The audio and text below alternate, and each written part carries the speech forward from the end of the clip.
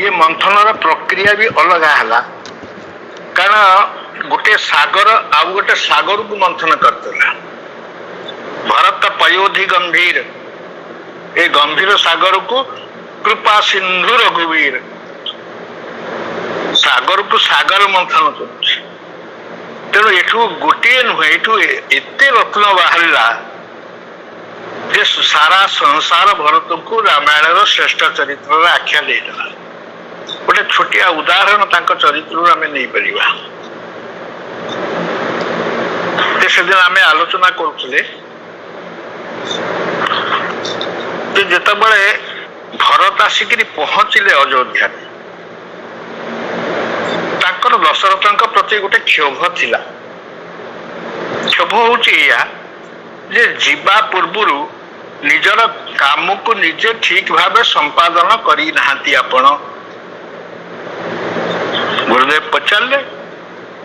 कहले भरत ये कथा दशरथ को कहूच जीवन मरण फल दशरथ पावा जीवार फल एवं मरिवार फल दीटा जाक को दशरथ पाई कहले हे पारे ये कथा सत्य जी तो राम विधु बदन निहारा जे पर्यंत जी थे से पर्यंत राम को मुह को चाहिए जी थे और राम विरह करी मरण सवारा राम का विरह रे निज शरीर को भी त्याग करदे गोटे तृण भाया किंतु भरत कहते जे आपण गोटे बड़ काम न करी कर्तव्य कर्म छाड़ी चली गले दशरथ भरत क्षोभ तो गुरु वशिष्ठ पचारे कहले भरत को काम एमती बाकिया था जहाँ कर पारे कहते भरत चलत न देख न पाई तो ही शेष अवस्था मु आपण दर्शन कर पारि नहीं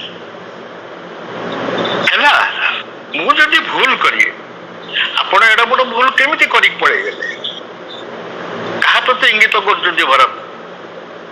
ना तात न राम ही सौंपे हूँ मोही राम का हाथ रे मते समर्पण न करी आपण चली गले केमतिया बड़ भाई बापा समान तेणु राम को समर्पण करिवार जो भावना को भरत धरी बंध भितर या पर से भावी नेले जे बापा ए काम करंतु कि न करंतु किंतु मु तो समर्पित मु हूँ समर्पित जितेबले माँ कहते पूत पथ्य गुरु आय सुहई गुरुंकर आज्ञा हूँ सब ग्रहणीय सेतबले भरत कहते माँ को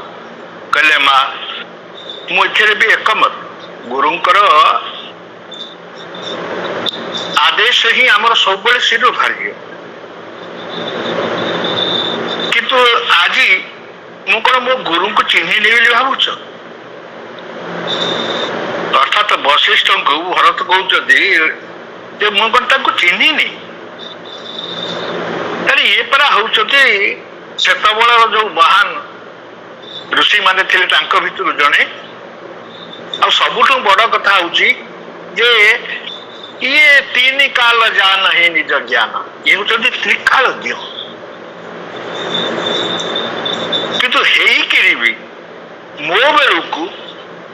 से कहीं केमिति व्यवहार करते मु भी जानी तो माँ पचारे ये वशिष्ठ एमतिया कौन गुरु वशिष्ठ कौन एमतिया करदे कहले बा मुझे जानी तीन काल जान ही निज ज्ञाना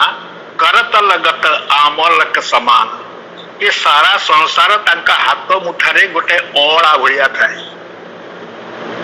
ये हूँ गुरु मोर गुरु विवेक सागर जग जाना विवेक सागर होती मो गुरु किंतु मो बेलू को से बदली गले केमतिया तो सारा सभासद समस्त आश्चर्य भरत से गुरु वशिष्ठ बदली गले केमतिया ना जहाँ का हाथ रे सब बेले अड़ा थाए आज मु तांका हाथ रे अड़ा देखु नहीं कौन देखुछु ना भरतल गत बदर समान बदर माने बरकोड़ी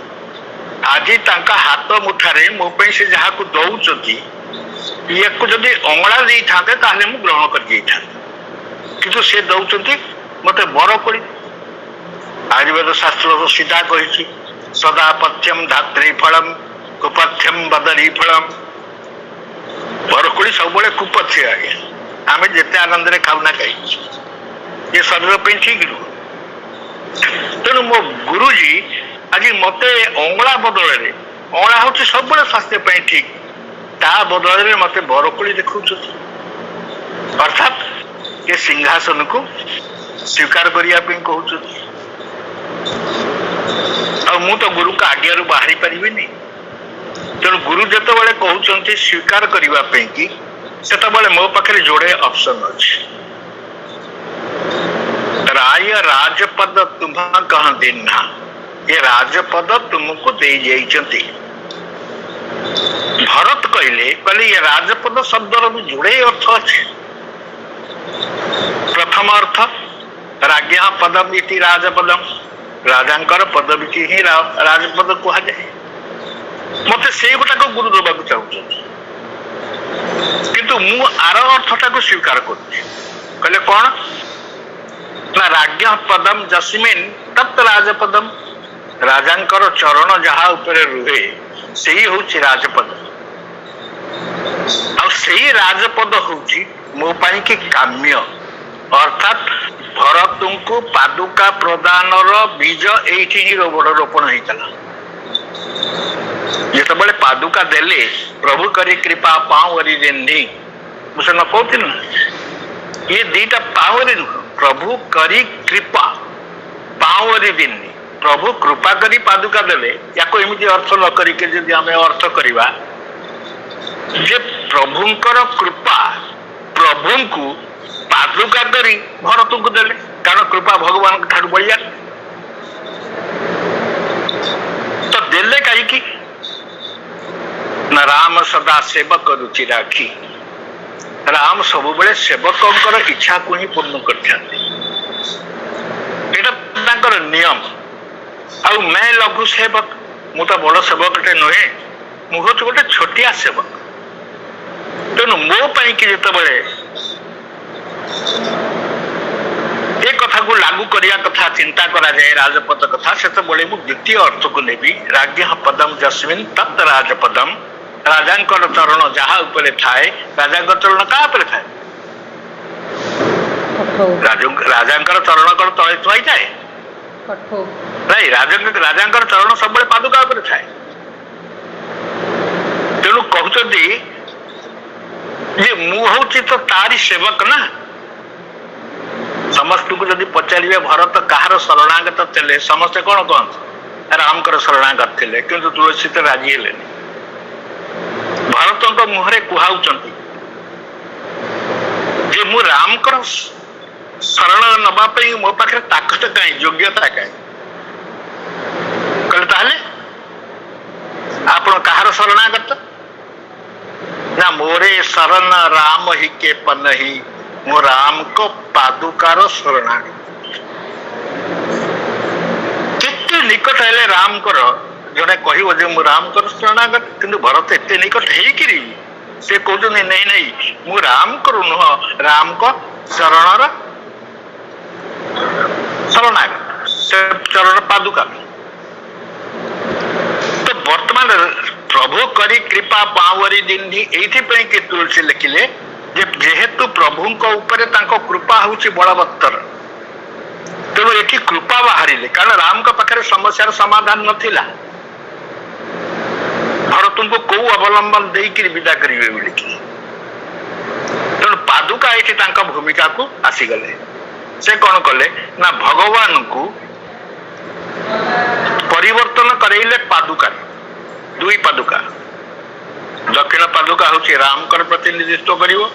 एवं वाम पादुका भगवती सीतांकर प्रतिनिधित्व करिवो तेणु भगवान इच्छा को पूर्ण करने सेवकर रुचि की रक्षा करने की राम जो समस्यार समाधान करि पारले नहीं तांको कृपा सेया करिगिरी भरत का हाथ टेकी देले सेहिति पई भरत मुंड ऊपर रखिरे अयोध्या पर्यंत पळेले पादुका प्रेमर अपूर्व निदर्शन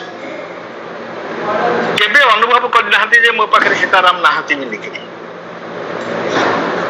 आ सबुठ भरतଙ୍କ विषय आउ एक सुंदर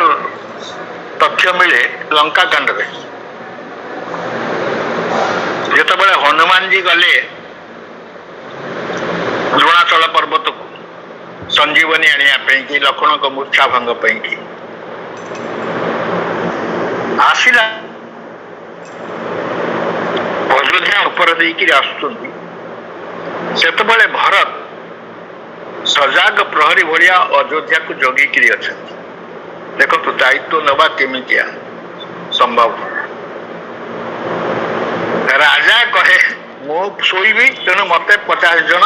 अनिद्रा जगन किंतु भरत कहले अवधवासी तमे शोई पड़ मु अयोध्या को जगी राति जाक जगी जगी एतिके बेले तांको दृष्टि की आसिला जे गोटे पहाड़ को धरिक कहीं आसुची कौन भाविले भाविले ये कौन सी राक्षस ये पहाड़ को उठे आनिक आसुची पर्वत को अयोध्या पर जदि पकई दिए ताले भगवान कर अयोध्यार क्षति हो गले मु पुणी केमिति मुह देखी राम का पाखरे तो बड़ असुविधा कथा ताले कौन करा जीवो ना कान पर्यंत सर लगे टाणिले से सर रे मुन नथला मुंडाटा करके मारिले जिते मारिले जाइके सर बाजिला कोठी ना हनुमान को छाती आ बाजिबा मात्र के परे मुरुछि महिलागत सहायक जिते बाजी गला से मूर्छित होकर हनुमान तलू को खसुले करुले कौन ना सुमिरत राम राम रघुनायक राम राम बोली स्मरण करुले भरत चमकी पड़े कहले मु कौन कर जड़े राम भक्त को मु आघात कली दौड़िकी गले जाइए कोड़े धरिकी बसिले जेते सेवा पानी पकईले बहुत प्रकार शुश्रूषा कले तापर भी जिते हनुमान चेता फेरला नहीं से एतिकी घोषणा कले घोषणा कौन कले मुझे प्रकृत रे काय मन आउ वाक्य रे श्रीराम को चरण रे लय रखी थाए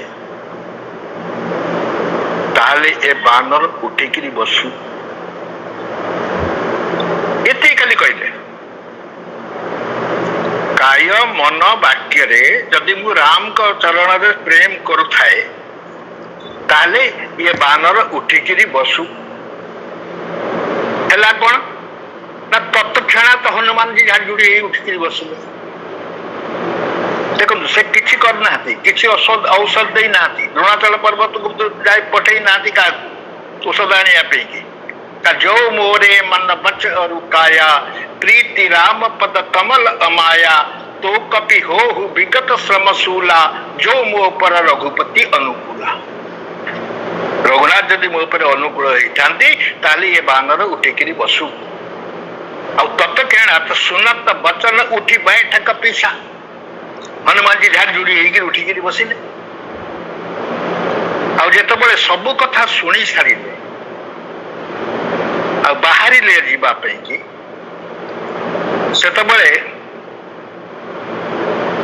कहते भरत कहले शर्त हूँ सूर्योदय पूर्वर औषधि पहुंचले लक्ष्मण बंची तो तुम गोटे काम कर चढ़ू मम सहायक शैल समेता मो सर उपरे ये पर्वत को धरिकी बस कहले कौटी की पठेबे मते ना पठबू तो ही जह कृपा निकेता सीधा श्रीराम का चरण रे नहीं पहुंचे दे हनुमान जी सर ऊपर डेई पड़े धन्य भरत କହିଲେ ଏବେ ମତେ ବିଦାୟ ଦିଅନ୍ତୁ, ମୁଁ ଠିକ ସମୟରେ ପହଞ୍ଚିଛି। ଆଉ ଯେତେବେଳେ ଆସିଲେ ସେଠୁ ଯୋଉ କାମ ହନୁମାନଜୀ ସବୁବେଳେ କରନ୍ତି, ଜୟ ଶ୍ରୀରାମ ଚାଲିଲା କାମ ଆରମ୍ଭ ହେଲା। କିନ୍ତୁ ସେଦିନ ବ୍ୟତିକ୍ରମ ହେଇଥିଲା। ବ୍ୟତିକ୍ରମ କଣ ହେଲା ନା ସେତେବେଳେ ଆଉ ଜୟ ଶ୍ରୀରାମ ମୁଖରେ ଆସିଲାନି, ସେଥିରେ ମୁହଁରେ ଆସିଲା ଜୟ ଭରତ ଲାଲ କି ଜୟ କହିକି ବାହାରିଲା। ଦେଖନ୍ତୁ କେଡେ ବଡ ବ୍ୟତିକ୍ରମ ହନୁମାନଜୀଙ୍କ ଚରିତ୍ରରେ ସେଠି ହେଇଛି। ଦେଖା ହେଲା ପରେ ପୁଣି କୋଉ ଅବସ୍ଥାରେ ଦେଖା ହେଇଛି, ଆଗରୁ ଦେଖିନାହାନ୍ତି, ଭରତଙ୍କୁ ଆଗରୁ ଦେଖିନାହାନ୍ତି, ଆଜି ପ୍ରଥମ ଥର ପାଇଁ ଦେଖୁଛନ୍ତି। ତ ସେଠି ଗୋସ୍ୱାମୀ ବଢିଆ କଥା କହିଛନ୍ତି। ସେଠି କହୁଛନ୍ତି, ହନୁମାନଜୀ କହୁଛନ୍ତି ଯେ ରାମଙ୍କ ବଦଳରେ ଜୟ ଜୟକାର କରୁଛନ୍ତି ଭରତଙ୍କ।